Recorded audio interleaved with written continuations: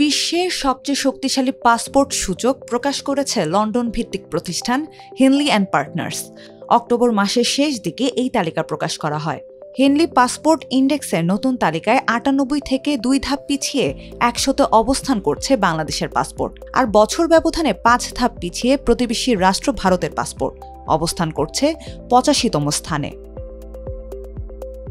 Henley and পার্টনার্সের তালিকা অনুযায়ী Rwanda, Ghana, আজারবাইজানের মতো তুলনামূলক ছোট অর্থনীতির দেশগুলো র্যাঙ্কিংয়ে বাংলাদেশ ভারতের উপরে রয়েছে। তাদের অবস্থান যথাক্রমে ৭৮, ৭৪ এবং ৭২তম স্থানে। এই বিষয়ে জানতে ভারতের সরকারের সঙ্গে যোগাযোগের চেষ্টা করে ব্রিটিশ সংবাদ সংস্থা বিবিসি, তবে এই বিষয়ে কোনো মন্তব্য করেনি দিল্লি। ১ দশক ধরে ভারতের অবস্থান ৮০-এর আশেপাশে থাকলেও এই বছর পরিস্থিতি আরও খারাপ হয়েছে। বরাবরের মতো এবারও জাপান, সিঙ্গাপুর ও দক্ষিণ কোরিয়া ধারাবাহিকভাবে শীর্ষে অবস্থানে রয়েছে। সিঙ্গাপুরের পাসপোর্টধারীরা ১৯৩টি, দক্ষিণ কোরিয়ার পাসপোর্টধারীরা ১৯০টি এবং জাপানের পাসপোর্টধারীরা ১৮৯টি দেশে ভিসা ছাড়া ভ্রমণ করতে পারবেন। অন্যদিকে ভারতীয় পাসপোর্টধারীদের এই সুবিধা মাত্র ৫৭টি দেশে। গত ২ দশকে বিশ্বজুড়ে ভিসামুক্ত ভ্রমণের সুযোগ দ্রুত বেড়েছে। ২০০৬ সালে গড়ে ৫৮টি দেশে ভিসা ছাড়াই যাওয়া যেত, এখন সেটি বেড়ে দাঁড়িয়েছে ১০৯টিতে। কিন্তু এ প্রতিযোগিতার দৌড়ে পিছিয়ে পড়েছে ভারত। অন্যদিকে ১ দশকের ব্যবধানে ভিসামুক্ত গন্তব্য ৫০ থেকে বাড়িয়ে ৮২টি করতে সক্ষম হয়েছে চীন। বিশ্ব র্যাঙ্কিংয়ে তাদের বর্তমান অবস্থান ৬০, যা ১ দশক আগে ছিল ৯৪। অন্যদিকে জুলাই মাসে ভারতের অবস্থান ছিল ৭৭তম স্থানে, কিন্তু অক্টোবরের নতুন তালিকায় ২ দেশের সুবিধা হারিয়ে ৮৫তে নামে ভারত।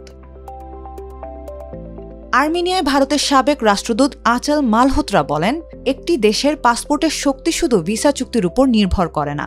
রাজনৈতিক স্থিতিশীলতা, অর্থনৈতিক অবস্থান, আন্তর্জাতিক ভাবমূর্তি এবং নাগরিকদের বিদেশে আচরণ সবই এতে প্রভাব ফেলে। তিনি আরও বলেন, অনেক দেশ এখন অভিবাসন নিয়ে সতর্ক।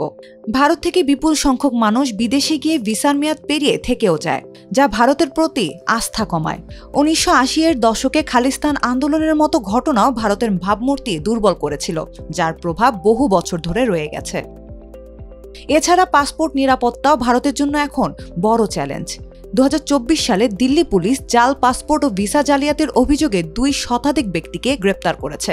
ভারতের অভিবাসন প্রক্রিয়াও ধীর এবং জটিল, ফলে অনেক দেশ ভারতীয় নাগরিকদের ভিসামুক্ত সুবিধা দিতে অনাগ্রহী। যদিও নতুন পাসপোর্ট ব্যবস্থায় কিছুটা নিরাপত্তা বাড়বে বলে অনেকেই আশা করছে, তবে বিশেষজ্ঞরা মনে করেন শুধু প্রযুক্তি যথেষ্ট নয়।